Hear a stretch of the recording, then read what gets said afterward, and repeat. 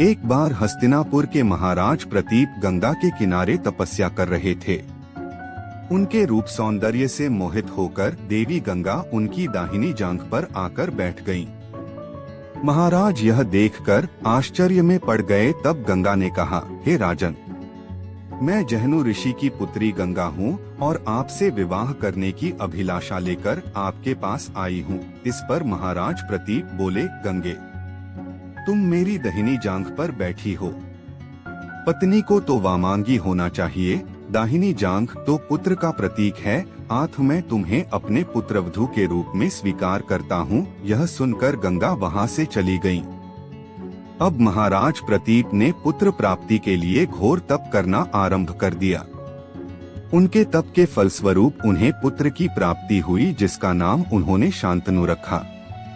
शांतनु के युवा होने पर उसे गंगा के साथ विवाह करने का आदेश दे महाराज प्रतीप स्वर्ग चले गए। पिता के आदेश का पालन करने के लिए शांतनु ने गंगा के पास जाकर उनसे विवाह करने के लिए निवेदन किया। गंगा बोली, राजन, मैं आपके साथ विवाह तो कर सकती हूँ, किंतु आपको वचन देना होगा कि आप मेरे किसी भी कार्य में हस्तक्षेप नहीं करेंगे। शांतनु ने गंगा के कहे अनुसार वचन देकर उनसे विवाह कर लिया। गंगा के गर्भ से महाराज शांतनु के 8 पुत्र हुए, जिनमें से 7 को गंगा ने गंगा नदी में ले जाकर बहा दिया और अपने दिए हुए वचन में बंधे होने के कारण महाराज शांतनु कुछ बोल न सके।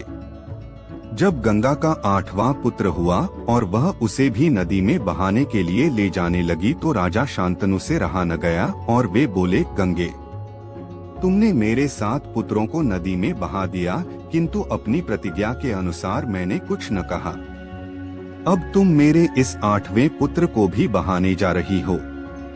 मैं तुमसे प्रार्थना करता हूँ कि कृपा करके इसे नदी में मत बहाओ। यह सुनकर गंगा ने कहा, राजन, आपने अपनी प्रतिज्ञा भंग कर दी है, इसलिए अब मैं आपके पास नहीं रह सकती। इतना कहकर गंगा अपने पुत्र के साथ अंतर्ध्यान हो गयी। तत्पश्चात महाराज शांतनु ने 36 वर्ष ब्रह्मचर्य व्रत धारण करके व्यतीत कर दिए। फिर एक दिन उन्होंने गंगा के किनारे जाकर गंगा से कहा, गंगे, आज मेरी इच्छा उस बालक को देखने की हो रही है जिसे तुम अपने साथ ले गई थी। गंगा एक सुंदर स्त्री के रूप में उस बालक के साथ प्रकट हो गई और बोली, राजन, यह आपका पुत्र है तथा इसका नाम देवव्रत है। इसे ग्रहण करो। यह पराक्रमी होने के साथ विद्वान भी होगा। अस्त्र विद्या में यह परशुराम के समान होगा। महाराज शांतनु अपने पुत्र देवव्रत को पाकर अत्यंत प्रसन्न हुए और उसे अपने साथ हस्तिनापुर लाकर युवराज घोषित कर दिया। एक दिन महाराज शांतनु यमुना के तट पर घूम रहे थे कि उन्हें नदी में नाव चलाते हुए एक सुंदर कन्या दृष्टिगत हुई। उसके अंग अंग से सुगंध निकल रही थी। महाराज ने उस कन्या से पूछा, हे देवी, तुम कौन हो? कन्या ने बताया, महाराज, मेरा नाम सत्यवती है और मैं निषाद कन्या हूँ। महाराज उसके रूप यौवन पर रीझ कर तत्काल उसके पिता के पास पहुँचे और सत्यवती के साथ अपने विवाह का प्रस्ताव किया। इस पर धीनवर निषाद बोला, राजन, मुझे अपनी कन्या का आपके साथ विवाह करने में कोई आपत्ति नहीं है, परंतु आपको मेरी कन्या के गर्भ से उत्पन्न पुत्र को ही अपने राज्य का उत्तराधिकारी बनाना होगा। निषाद के इन वचनों को सुनकर महाराज शांतनु चुपचाप हस्तिनापुर लौट आए। सत्यवती के वियोग में महाराज शांतनु व्याकुल रहने लगे। उनका शरीर दुर्बल होने लगा। महाराज की इस दशा को देखकर देवव्रत को बड़ी चिंता हुई। जब उन्हें मंत्रियों के द्वारा पिता की इस प्रकार की दशा होने का कारण ज्ञात हुआ तो वे तत्काल समस्त मंत्रियों के साथ निषाद के घर जा पहुँचे और उन्होंने निषाद से कहा, हे निषाद, आप सहर्ष अपनी पुत्री सत्यवती का विवाह मेरे पिता शांतनु के साथ कर दें।